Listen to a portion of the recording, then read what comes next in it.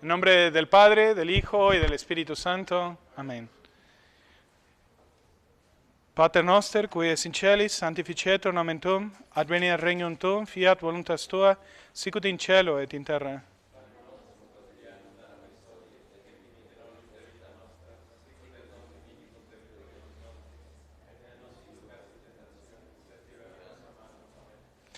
Ave Maria, gratia plena, Dominus tecum, benedicta tu in mulieribus, et benedictus fructus ventris tui, Iesus.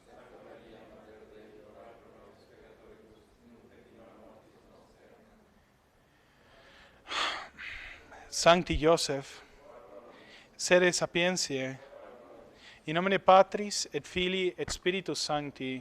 Amén. Pueden tomar asiento.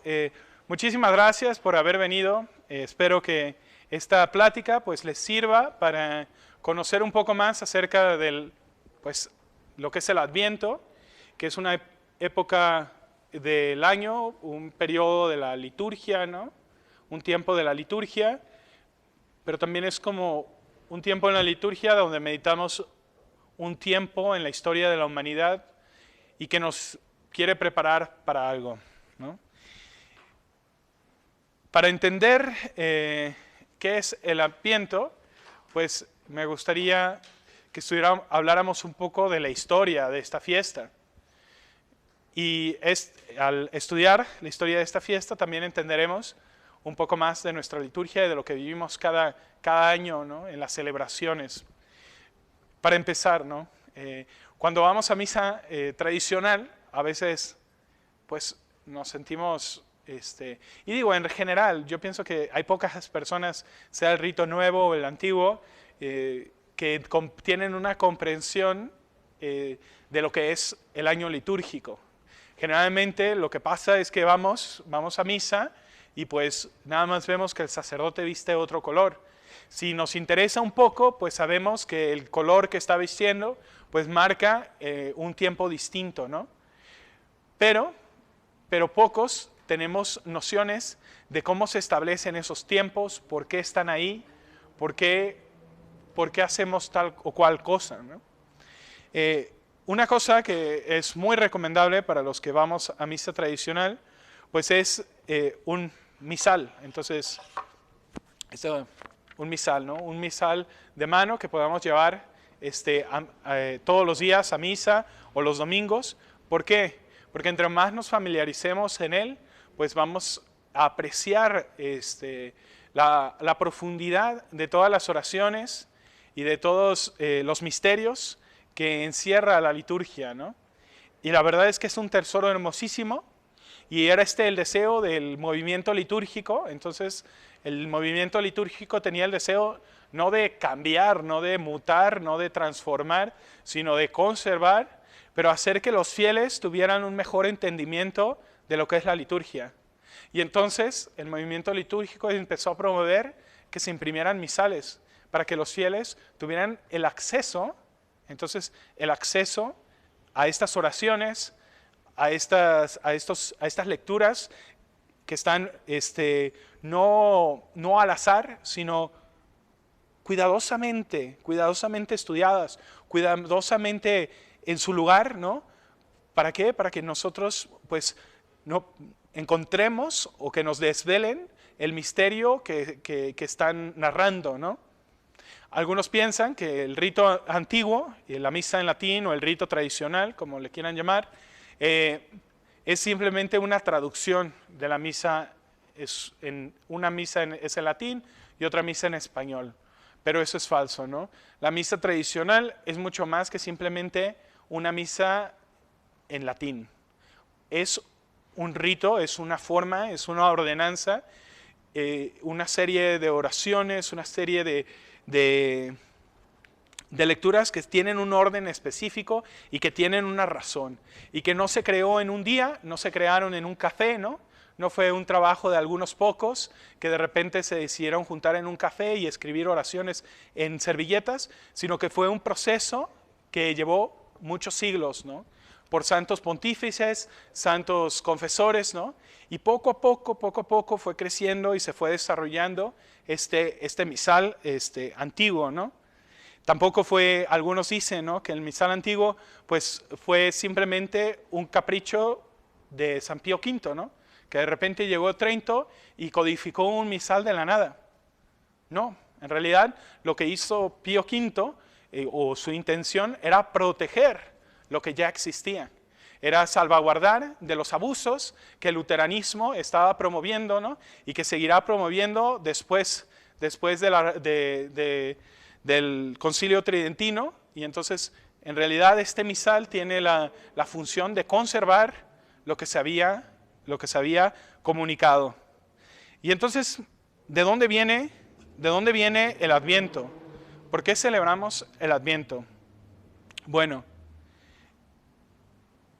el Adviento, la palabra Adviento viene del latín venir, ¿no?, o llegada, la llegada o la venida del Señor. Si nosotros leemos cada mañana en laudes, todos los clérigos religiosos y muchos laicos rezan las laudes, ¿no? Y en estas laudes se canta un himno, el himno del Benedictus, ¿no?, que es pues el canto de Zacarías, el cántico de Zacarías, que al contemplar la llegada de nuestro Señor Jesucristo en el templo, entonces pues se mueve de emoción al ver el cumplimiento de la promesa de todos sus padres, y desde su corazón dice: por la entrañable misericordia de nuestro Dios, nos visitará el sol que nace de lo alto, para iluminar a los que viven en tinieblas y en sombra de muerte, para guiar nuestros pasos por el camino de la paz. Entonces, esto que dice: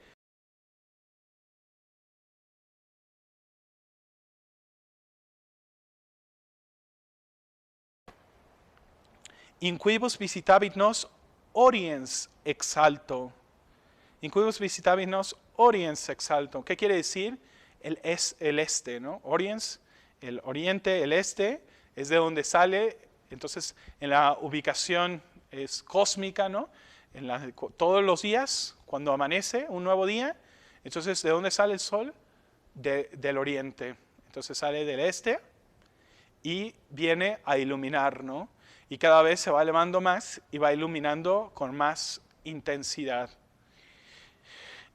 Y entonces, cada mañana, ¿no?, cada mañana estamos como a la expectativa de que venga nuestro Señor, ¿no?, como la tuvo Zacarías. Y bueno, para entender cómo se fija la fecha, entonces para entender qué es el Adviento, pues tenemos que primero saber la fecha del nacimiento del Señor, ¿no? ¿Por qué? Porque a partir de la fecha del nacimiento del Señor, pues vamos a poder poner el tiempo de espera para ese nacimiento, ¿no? Como nosotros sabemos, mucho antes de que, bueno, como nosotros sabemos, antes de la Pascua, ¿no?, tenemos una preparación que se llama Cuaresma, que son de 40 días, ¿no? En la Cuaresma el sacerdote igual usa morado, es parecido al Adviento en este sentido. El sacerdote usa morado, ¿no?, y nos preparamos con penitencias, con ayunos, ¿no?, con meditaciones, ¿no? El miércoles de ceniza, meditaciones que nos van acercando, ¿no? En la liturgia antigua, cada día de Cuaresma tiene sus propias lecturas, cada día de Cuaresma tiene sus propios evangelios, sus propias oraciones, hasta llegar a la muerte y resurrección de nuestro Señor Jesucristo. Pero nosotros sabemos la fecha de la Pascua, pero ¿cuándo los cristianos empezaron a celebrar el nacimiento de nuestro Señor? Esta es la pregunta, y esa es la pregunta que ha embargado pues los corazones de muchos en los últimos siglos, por distintas razones. Bueno, cuando nosotros tenemos nuestro misal, si nosotros abrimos el misal y lo partimos a la mitad, de la primera mitad del misal vamos a encontrar las fiestas movibles. un calendario movible, que se mueve en cada año, que no es fijo, como el calendario fijo, que está en la otra mitad del misal. No le tengan miedo, no es tan difícil de comprender. Entonces, las fiestas que se mueven, entonces se fijan de acuerdo a la Pascua. ¿Por qué? Porque la Pascua se fija en relación a la primera luna llena, después del equinoccio de primavera. Entonces, de verano, sí, de primavera se fija la Pascua, y a partir de ahí se fijan todos los domingos de Cuaresma, ¿no? Se cuenta hasta atrás, después antes del domingo de Pascua, se cuenta hasta atrás 4 domingos y se fija la Cuaresma. Y a partir de la Pascua, todo lo demás en el calendario movible, pues se mueve con la Pascua, con esta luna llena. Así también, el calendario fijo, que es la segunda parte del misal, se fija no por la luna llena, sino que se fija por el calendario solar. ¿Sí me voy a entender? Entonces, lo interesante aquí es que la liturgia es como un reflejo de la liturgia del cosmos. ¿Ok? Toda la liturgia que nosotros hacemos en el templo es un reflejo de la liturgia de los astros y del cosmos. ¿Estoy loco? A lo mejor un poco. En el primer párrafo del himno de Adviento, de las vísperas de Adviento, entonces dice así: Oh Cristo, Creador Santo de los astros, luz eterna de tus fieles, escucha tu Redentor del mundo, la plegaria a quienes te invocan. Y entonces, Creador Santo de los astros, entonces hace énfasis en este aspecto astronómico, ¿no? Hoy tuve la gracia de comer con un astrónomo que asiste a nuestra parroquia, y pues él me explicó un poquito más de cómo funciona el calendario solar, ¿no? Y cómo se fijan las fechas. Y aquí viene el debate. Entonces, ¿cómo vamos a fijar la fecha del nacimiento de Cristo? ¿Fue acaso que los cristianos fijaron la fecha del cristianismo simplemente porque se les ocurrió, porque no la conocían? ¿O es el nacimiento de Cristo una tradición muy antigua que se comunicó y que se celebró desde siempre? Entonces, pues en realidad la Navidad como tal no siempre se celebró. Lo que siempre se ha celebrado y lo que ha regido siempre a la iglesia, pues es la Pascua. Entonces, la Pascua es la primera festividad que siempre hemos tenido, ¿no? La Pascua, entonces, que va de la mano con este eclipse lunar, ¿no? Con esta luna llena, ¿no? Y después del equinoccio. Entonces, eso es lo que rige la Pascua, ¿no? Y la Pascua siempre se ha celebrado la resurrección de nuestro Señor desde los primeros cristianos, ¿no? Y cada domingo los cristianos, para celebrar la Pascua, se han reunido. Pero la Navidad como tal no se celebró desde un inicio. Entonces los historiadores piensan que el nacimiento pues se empezó a celebrar más debido a las herejías, ¿no? Entonces a las herejías que negaban la humanidad de Cristo. Entonces se dieron los cristianos cuenta de la importancia de la celebración y el énfasis que teníamos que hacer de su nacimiento humano para contrarrestar las herejías que negaban su humanidad, ¿no? Hasta Éfesos, ¿no? Donde se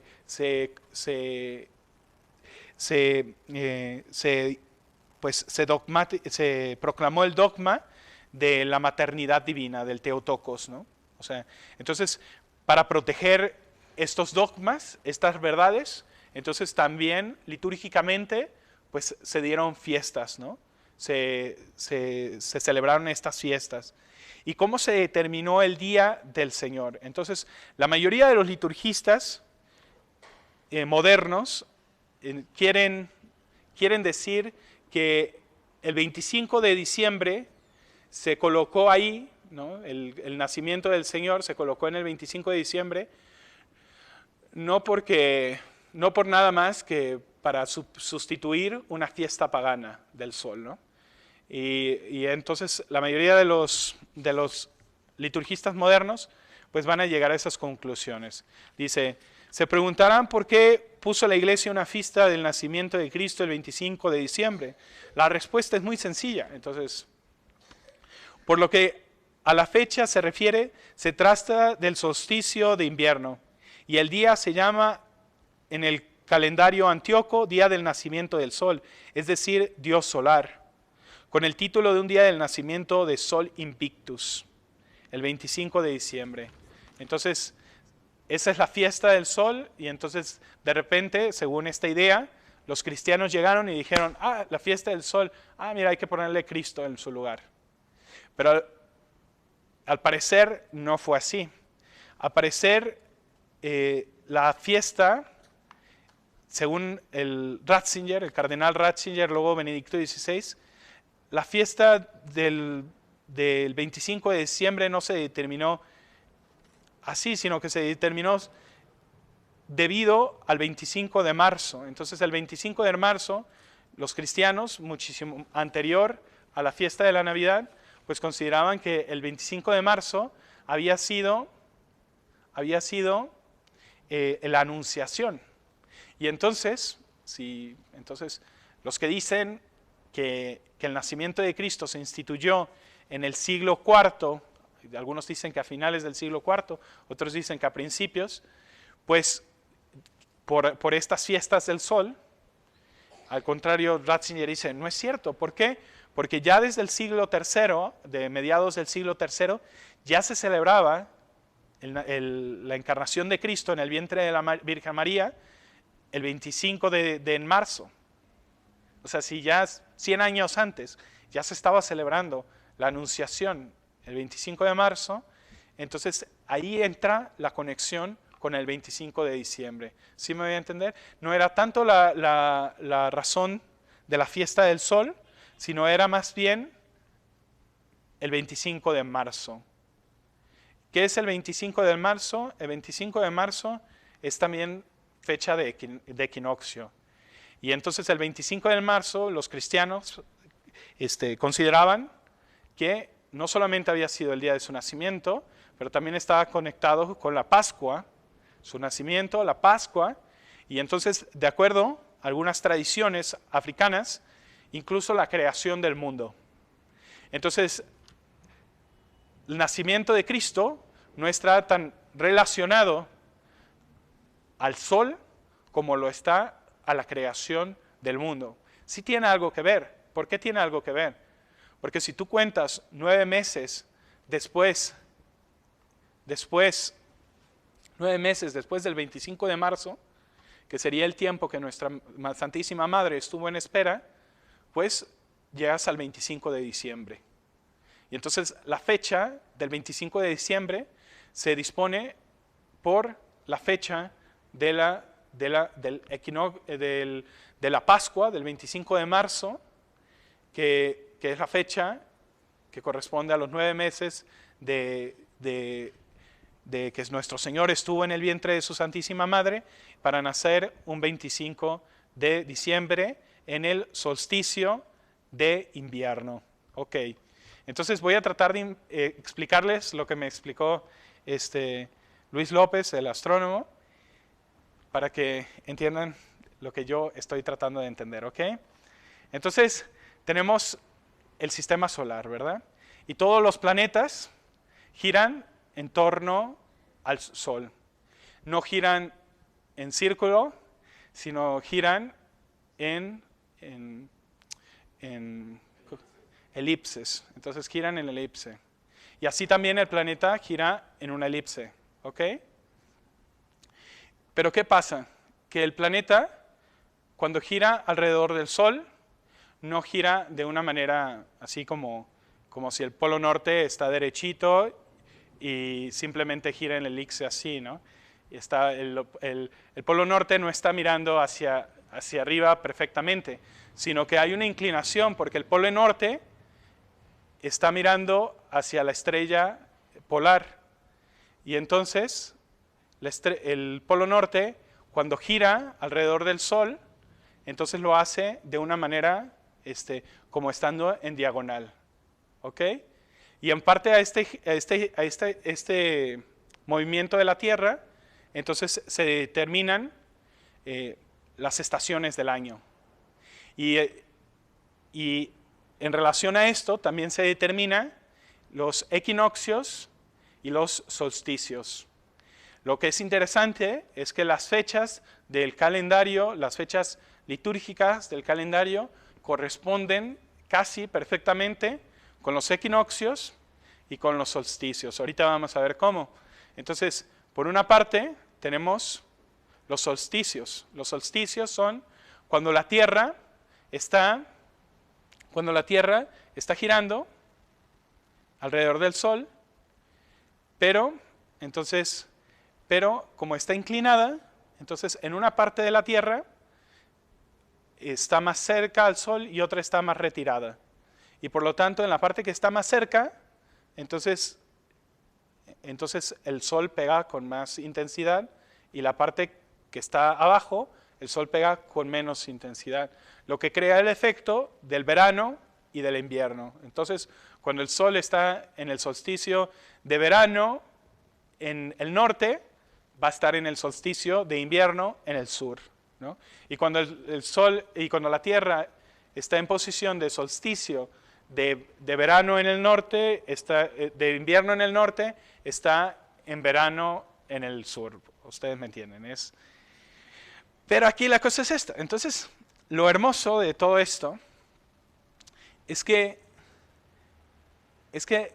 el nacimiento de nuestro Señor Jesucristo está en el solsticio, o sea, para los que vivimos en este lado del hemisferio, pues la Navidad siempre cae en el solsticio de invierno. ¿Qué quiere decir esto? Que es más frío, que los días son más cortos, ¿no? Que parece que las tinieblas como que van a vencer al sol. Entonces, así lo percibían los antiguos. Como que el sol estaba perdiendo, o como que las tinieblas estaban como envolviendo al mundo, pero conforme pasaba el solsticio de invierno, entonces iba caminando, y los días se iban haciendo más largos, más largos, más largos. Como si el sol tuviera una clase como de victoria contra las tinieblas, hasta llegar al solsticio de verano. ¿Qué fecha cae en el solsticio de verano? ¿O qué fecha es cercana al solsticio de verano? La fiesta de San Juan Bautista.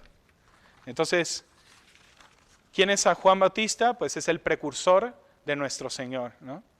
Y hay una frase que dice el Bautista, ¿no? Que dice, conviene que Cristo crezca y que yo disminuya, ¿verdad? Y entonces, los días, a partir de la Navidad, los días cada vez se van haciendo más largos. ¿Por qué? Porque al girar el planeta, al girar el planeta sobre su órbita, entonces los días se van alargando y se van haciendo más grandes. En ese sentido, Cristo va creciendo. Y cuando llega al solsticio de verano, que es la fiesta de San Juan Bautista, entonces empieza a disminuir. Entonces conviene que Cristo crezca y que yo disminuya. Pero entre estos dos solsticios están los equinoccios. Y en los equinoccios el día y la noche son iguales. Es decir, tan larga es la noche como el día. Y en estos equinoccios, entonces, es cuando el planeta pues se encuentra como de costadito ante el Sol, ¿no? Y entonces pues da igual si está uno más arriba o abajo. Y entonces los días se ven iguales para todo el planeta. Las noches y los días son iguales. Pero entonces es precisamente en el equinoccio, entonces son 4 equinoccios. Si nosotros marcáramos un círculo, entonces tenemos un círculo. Y en este círculo tenemos primero el solsticio de invierno. Y aquí tenemos el solsticio de verano. Conforme va creciendo el sol hasta llegar a su máximo en el solsticio de verano, y va incrementando el día se va haciendo más grande y va disminuyendo después. Pero justo en cada lado está el equinoccio, donde hay como un punto donde hay igualdad. Entonces los días son igual de largos. Y entonces en el equinoccio entonces tenemos el 25 de marzo, que es la anunciación de nuestra Santísima Madre, la Virgen María. Ok, bueno, entonces pues a los teólogos y a los estudiosos se les hizo fácil suponer, ¿no?, que pues simplemente los cristianos le habían atribuido este día.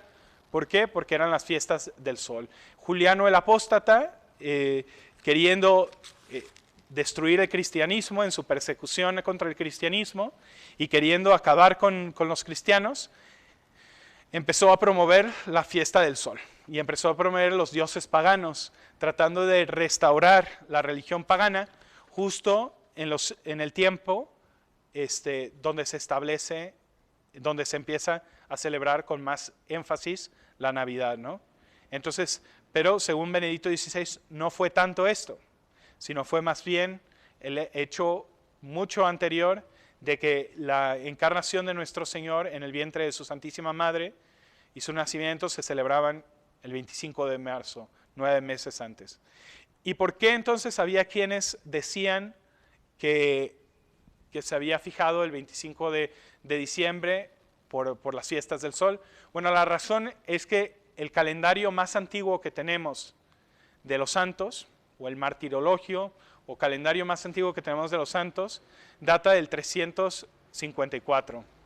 Entonces, en el año 354, que es en un momento donde se está promoviendo mucho la devoción al sol, entonces es el calendario más antiguo. Y en este calendario antiguo se fija el 25 de diciembre como el nacimiento de Cristo.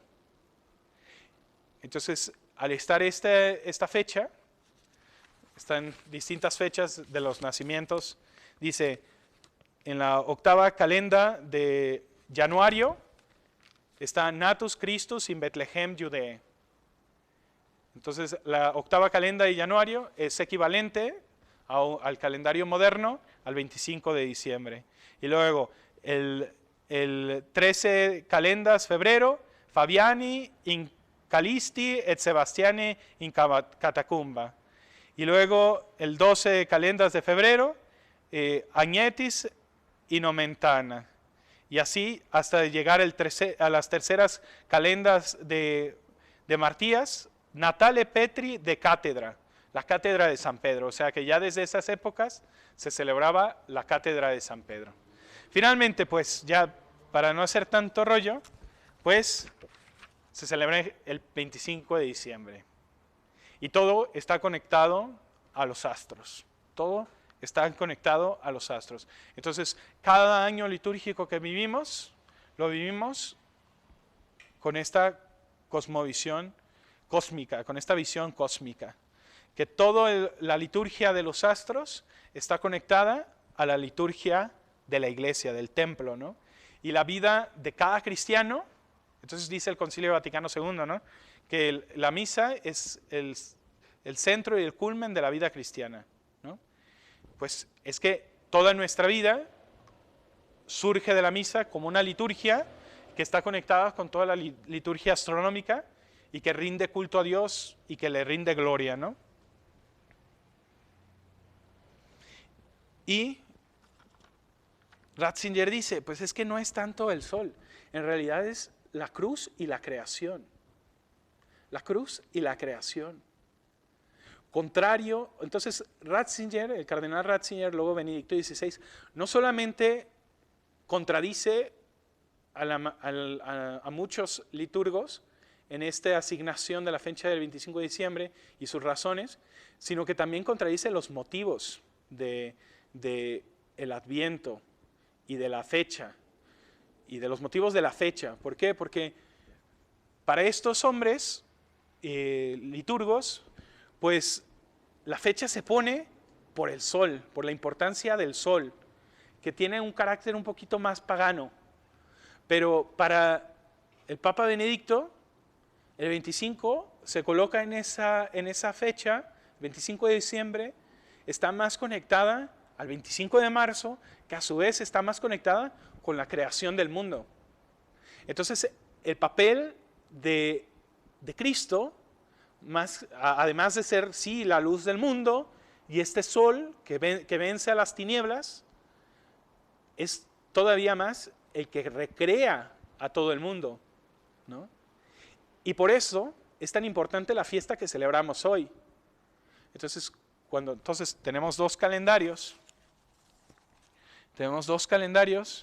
Tenemos un calendario de fiestas movibles, que se fijan de acuerdo a la Pascua, y tenemos el calendario solar, ¿no? Que es los meses, ¿no? Enero, febrero, marzo, abril, donde se fijan mayormente las fiestas de los santos. ¿Y cuál es la primera fiesta del calendario litúrgico? O sea, el calendario litúrgico movible comienza con Adviento. Pero ¿cuál es la primera fiesta del calendario litúrgico fijo? Es la fiesta, entonces, de San Saturnino y la vigilia de San Andrés. Para llegar al día de hoy, que es la fiesta de San Andrés.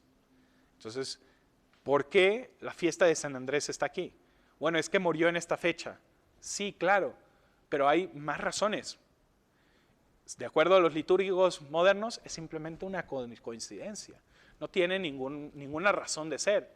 Si la iglesia lo hizo, pues fue porque, no sé, se les ocurrió, o simplemente pasó.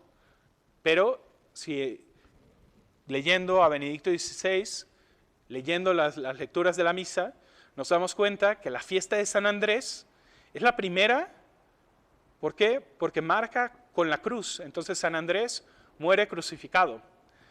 Muere crucificado en forma de X. Entonces la cruz de San Andrés, la forma de X. De hecho, nuestro país, la Nueva España, entonces tenía esta bandera, la bandera de San Andrés, la cruz de San Andrés en su bandera. Los escoceses también tienen la cruz de San Andrés. Entonces San Andrés muere en una cruz. Pero no solamente muere en una cruz, sino que San Andrés es el primero de los apóstoles en ser llamados, en ser llamado. Entonces, no fue el primero en seguir a nuestro Señor, pero sí fue el primero en ser llamado. Es las primicias del Señor. Entonces, cuando los apóstoles Juan y Santiago pues reconocieron en el Señor, pues trataron de seguirle. Pero no fue hasta que nuestro Señor los miró, que estaban recogiendo peces en el mar de Galilea, cuando nuestro Señor los llama. Y no llama primero a Santiago y Juan, sino que llama primero a Andrés y a Pedro. Pedro, que sí tiene la primacía, es el primero entre todos los apóstoles en cuanto a su jerarquía. Después, inmediatamente de llamarlos, lo constituye, ¿no?, como piedra y como fundamento de la iglesia. Pero es Andrés la primacía. Entonces es el primero de los apóstoles. Y entonces también tiene sentido que estas 12 columnas sobre las que está fundada la iglesia y que comunican la gracia, pues ya desde un inicio está marcando Cristo, está marcando la iglesia los medios de salvación. ¿Cuál es el medio de salvación? La cruz. Entonces la cruz es el medio de salvación. Y su iglesia que es una iglesia apostólica, ¿cuál es el fin de esta iglesia? Entonces es recrear. Entonces este es el fin de Cristo. Cristo ha venido al mundo y se ha encarnado y ha nacido el 25 de diciembre, no para asemejarse a un sol pagano o un dios pagano, sino para recrear, reordenar, restablecer el orden perdido, el orden que se había perdido por el pecado, y hacer una nueva creación, restaurar lo que se había corrompido. Y entonces, de acuerdo al Papa Benedicto XVI, entonces es esto, la cruz y el acto de crear, de hacer una nueva creación. ¿Y cómo lo lleva a cabo Dios? A través de su cruz y a través de su iglesia. Entonces la fiesta de San Andrés en este día no es mera coincidencia. La fiesta de San Andrés tiene una razón. ¿Por qué iniciamos con esta fiesta? Por eso. Y así vemos que todo el año litúrgico pues no es simplemente puras coincidencias, sino que en realidad parece más diosidencias. Está la tentación del hombre moderno de querer dudar de todo lo milagroso, ¿no? Y la intervención divina en la historia de la humanidad. Pero parece más que la historia de la humanidad pues está llevada por la providencia divina, y que incluso las fechas y los sucesos históricos pues los va llevando Dios con su mano, ¿no? Delicada, y la liturgia simplemente lo va conmemorando. ¿Qué estoy diciendo? Que el hombre que no es artificial. No, sí, claro, hay cosas que son artificiales, ¿no? El hombre coopera, participa, pero también hay que asombrarnos de la belleza de la providencia divina y cómo se va reflejando. Si somos observadores, veremos que esto es patente. Entonces, finalmente, el himno de las vísperas dice así, del primer domingo de Adviento: Creador santo de los astros, luz eterna de sus fieles, escucha tú, Redentor del mundo, la plegaria de quienes te invocan. Compadecido del orbe enfermo pereciese a causa de la ruina que provocó el pecado, tú mismo te ofreciste como remedio para infundir la salvación a los culpables. Y así como sale el esposo de su tálamo naciste, en atardecer del mundo de las purísimas entrañas de una madre virgen. Toda la creación dobla su rodilla ante el imperio de tu poder. Los cielos y la tierra se confiesan sumisos al beneplácito de tu voluntad. Llenos de fe te pedimos, futuro juez del mundo, que sintamos en nuestra vida tu protección frente a dardos del traidor enemigo. Gloria a Cristo, Rey clementísimo, a ti también, al Padre, con el Espíritu Paráclito, por los siglos de los siglos. Amén. ¿Cuál es el fin del Adviento? Entonces, el fin del Adviento tiene un doble propósito, es doble. Por un lado, está el prepararnos para la fecha del 25 de diciembre, ¿no? Y tenemos 4 semanas. 4 semanas que comenzaron a celebrarse en Tours, en Francia, como se hacía el ayuno, lunes, miércoles y sábado. Y este es como el dato más antiguo de esta preparación. Una mini cuaresma, una cuaresma que nos prepara al nacimiento del 25 de diciembre, ¿no? Este es el primer fin. Se celebra de distintas formas, ¿no?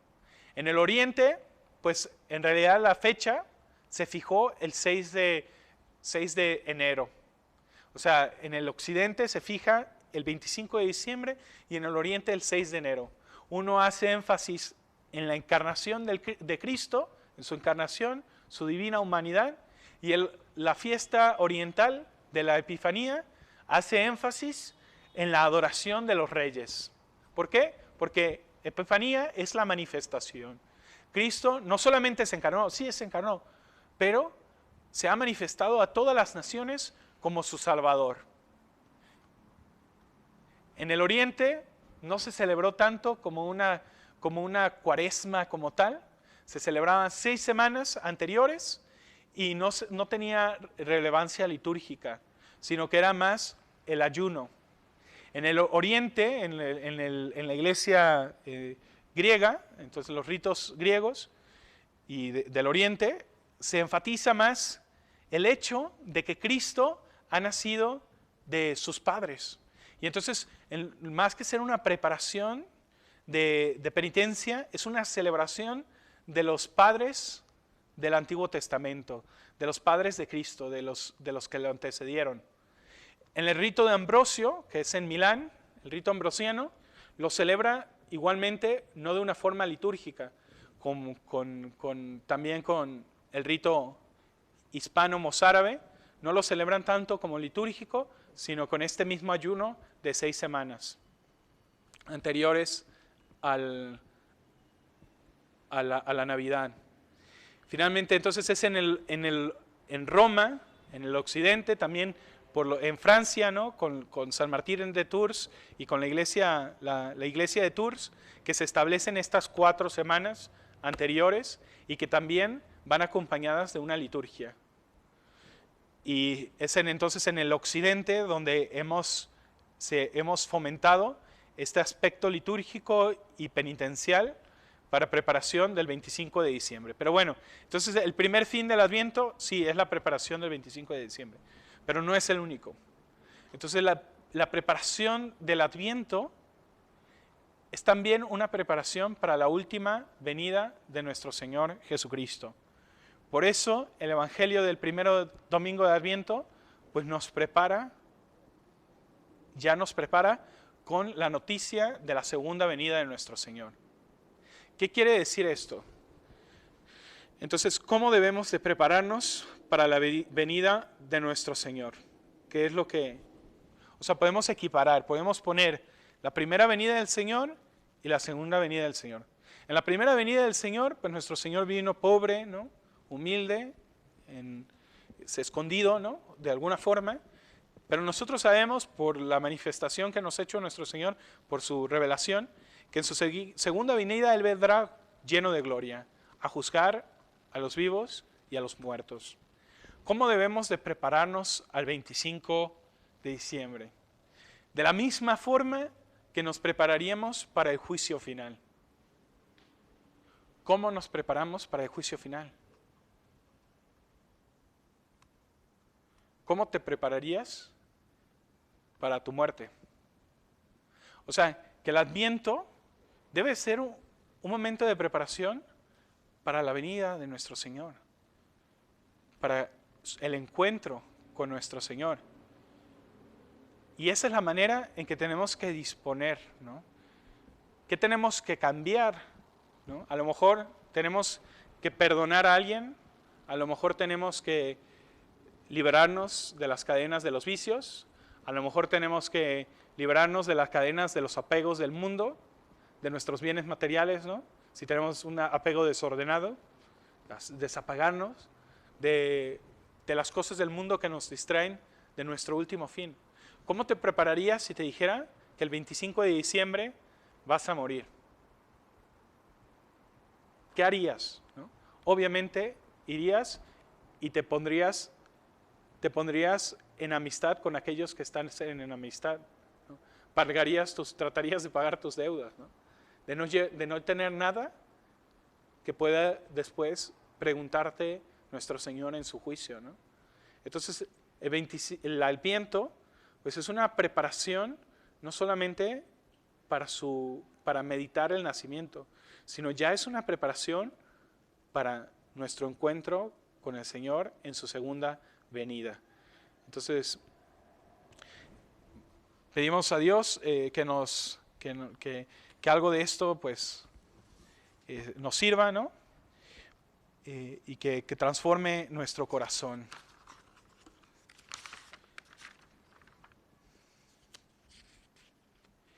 Oh Cristo, en otro de los himnos dice: Oh Cristo, Verbo divino, engendrado como luz que sale del Padre, que pasado el tiempo quisiste nacer como remedio para el mundo, ilumina ahora nuestros corazones y enciéndelos con el fuego, para que al escuchar el anuncio de la buena nueva consiga desterrar toda vileza.